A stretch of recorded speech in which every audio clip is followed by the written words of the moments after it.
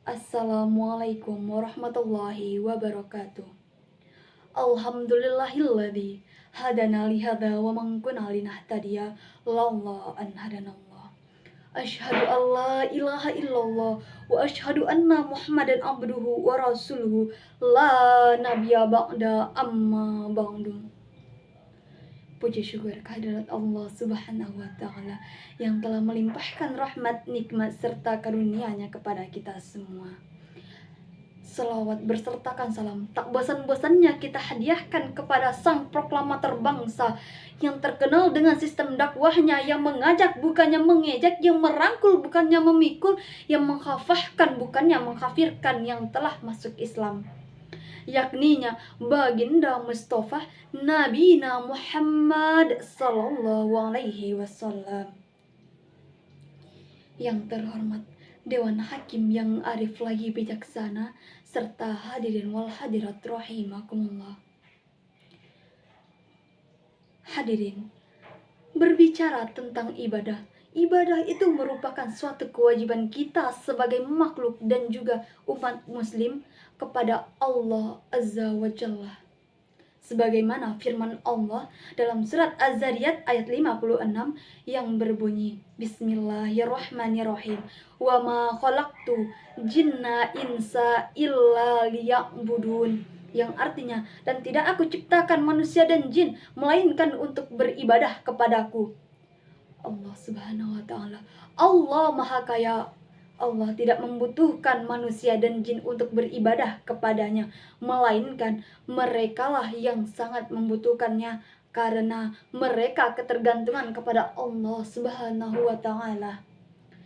Maka barang siapa yang menolak untuk beribadah, maka ia adalah sombong. Hadirin wal hadirat rahimakumullah, pada zaman sekarang ini teknologi sudah semakin maju, maka gunakanlah teknologi sebagai sarana ibadah. Bagaimana caranya kita menggunakan teknologi sebagai sarana ibadah? Nah, Islam mendorong umatnya untuk berdakwah dan mengikuti perkembangan zaman. Salah satunya dengan mengikuti iptek. Mengapa demikian? Karena Islam mementingkan perkembangan dan juga penguasaan terhadap iptek. Karena dengan iptek kita bisa menjalin hubungan antara umat muslim dengan Allah Subhanahu wa Ta'ala. Selain itu juga sebagai amanah dari khalifah di muka bumi ini untuk menyuruh umat muslim untuk berkhidmat kepada kemanusiaan dan juga rahmatun lil alamin. Digitalizing Muslim life ini sangat diperlukan bagi kita umat muslim di Indonesia dan di dunia pada umumnya. Umat Islam hari ini hidup di era digitalisasi yang sangat tidak mungkin untuk kita tolak. Nah, umat Islam utamanya harus bisa mempersiapkan diri dan berpacu dengan zaman untuk bisa beradaptasi. Karena jika tidak, kita akan tertinggal dan juga kita akan terombang-ambing oleh pengaruh yang sangat tidak adaptif.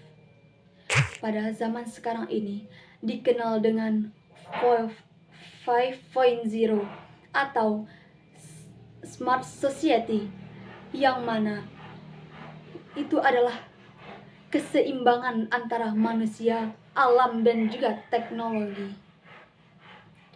Hadirin wal hadirat, jika kita tidak mempersiapkan diri untuk menghadapi perkembangan zaman, maka kita akan menjadi orang yang sangat merugi dan juga tertinggal. Nah, dengan adanya teknologi pada zaman sekarang ini, gunakanlah dengan sebaik mungkin. Contohnya saja, dengan menggunakan teknologi, yang pertama kita bisa mengakses dan juga men-share informasi mengenai ilmu keagamaan. Yang pertama, dengan menggunakan teknologi itu, kita bisa men-share surat Al-Kahfi, contohnya pada setiap hari Jumat, dan juga men-share kajian-kajian muslim. Dan juga yang kedua, dengan menggunakan teknologi juga sebagai sarana ibadah. Mengapa demikian? dengan teknologi HP pada zaman sekarang ini sudah disediakannya aplikasi Al-Quran misalnya. Nah, dalam aplikasi Al-Quran tersebut kita sudah bisa membaca Al-Quran dan juga menyetel waktu untuk beribadah, dan juga sebagai pengingat kita untuk melaksanakan ibadah. Nah, yang ketiga, dengan adanya teknologi kita dapat menjalin silaturahmi walaupun kita dengan jarak yang sangat jauh. Dengan adanya teknologi pada saat sekarang ini, jarak yang jauh akan terasa semakin dekat. Dengan adanya teknologi, silaturahmi akan terjalin. Nah, selanjutnya, dengan adanya teknologi, banyaknya ulama-ulama dan juga para ustadz yang menjadikan teknologi sebagai konten kreatornya dalam hal ceramah misalnya. Tidak hanya satu atau dua ustadz dan ustazah maupun ulama-ulama yang menggunakan teknologi untuk mensyiarkan agama Islam. Kemudian dengan adanya teknologi kita bisa membantu sesama muslim.